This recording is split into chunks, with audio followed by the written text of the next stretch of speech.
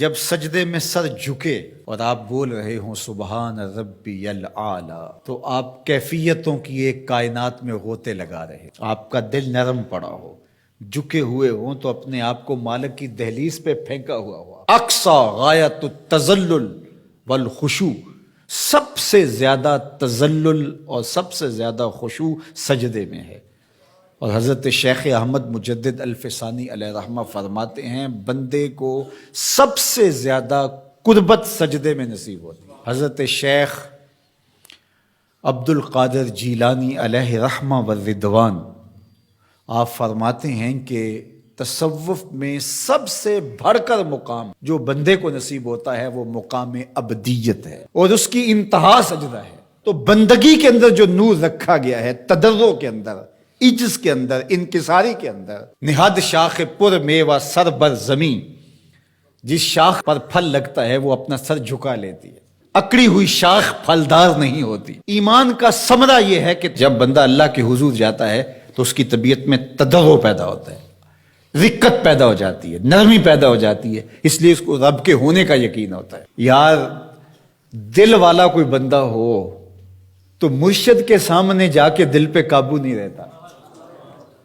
والد کے سامنے جا کے آنکھیں جھک جاتی ہیں اور دل نرم پڑ جاتا ہے، استاد کے سامنے طبیعت کے اندر رقت پیدا ہو جاتی ہے، اور یہ احساس کہ میں رب کے حضور کھڑا ہوں، یہ احساس ہی انسان کے بدن کے اوپر ایک کیفیت طاری کر دیتا ہے کہ میں کس کے حضور کھڑا ہوں۔ اللہ اکبر۔ اور حضور کے روضے پہ کھڑا ہو، مواج انور کے سامنے کھڑا ہو اور شور و غل کر رہا اور سیلفیاں بنا رہا اور ہاتھ میں جوتا بھی پکڑا ہوا ہو، یہ محبت نہیں، کچھ اور ہے، یہ محبت نہیں ہے۔ وہ کہا تھا سید سلیم گیلانی مرحوم نے، اللہ ان کی قبر پہ کروڑوں رحمت نازل، نظر سے جمال گنبد خضرا دیکھ رہا ہوں۔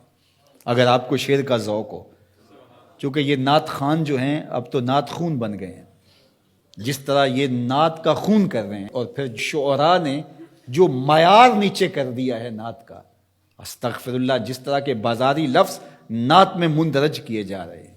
نعت کہنا کوئی عام سا کام ہے؟ زباں ہو محو توصیف و ثنا تو نعت کہتا ہوں، بنے جب دھڑکنے صلی اللہ تو نعت کہتا ہوں۔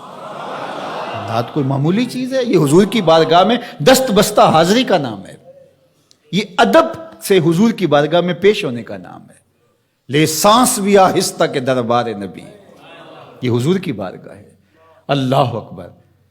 تو اب سنیے ذرا، نظر سے جمال گنبد خضرا دیکھ رہا ہوں، نظر سے جمال گنبد خضرا دیکھ رہا ہوں، میں کون ہوں کیا دیکھ رہا ہوں۔ نظر سے جمال گنبد خضرا دیکھ رہا ہوں، میں کون ہوں کیا دیکھ رہا ہوں۔ تو پھر کیا کیفیت پیدا ہوگی جب حضور کے روبرو کے کھڑا ہوگا، مواجہ نور کے سامنے کھڑا ہوگا، اور جب رب کے حضور بندہ کھڑا ہوگا قیام میں، رکوع میں، پھر سجدہ، انتہائی خشوع کی کیفیت، تو پھر کس طرح دکان کا خیال آئے گا، کس طرح کوئی اور خیال ہوگا جس میں وہ ڈوبا ہوا ہوگا۔ تو اگر یہ سب کچھ پھر بھی چل رہا ہے، کعبۃ اللہ کے سامنے کھڑے ہو کے بھی یہ سب کچھ چل رہا ہے، جس طرح گھر کی دیوار دیکھی ایسے کعبۃ اللہ کی دیوار دیکھی، کوئی فرق نہیں پڑا، تو پھر اس کا مطلب حلاوت ایمان نہیں ہے، تو وہ پھر پیدا کرنا پڑے گی۔ وہ حلاوت ایمان کا نتیجہ ہے کہ یہ چیزیں نصیب ہوتی ہیں۔ اس کا پھر عملی نتیجہ جو ثمرہ ہے وہ ملتا ہے کہ اللہ کی حلال کردہ چیز کو وہ حلال سمجھے گا، اور اللہ کی حرام کردہ چیز کے قریب جا ہی نہیں سکتا، اس لیے کہ رب کی ناراضگی کا سبب ہوگا۔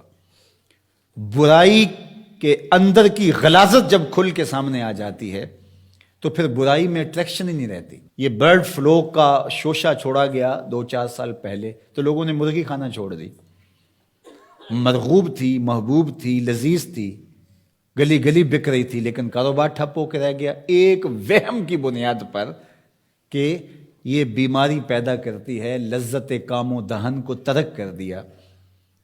تو جب یہ یقین ہو کہ میرے رب نے اس چیز سے منع کیا ہے تو اس کے اندر اللہ کی ناراضگی ہے، اس میں شر چھپی ہے، اس میں زہر ہے، تو کس طرح اس گناہ کی طرف بندہ بڑھ سکتا ہے؟ کبھی ہو ہی نہیں سکتا۔ لیکن یہ ثمرہ ہے ایمان کا جب حلاوت ایمان نصیب ہو جائے۔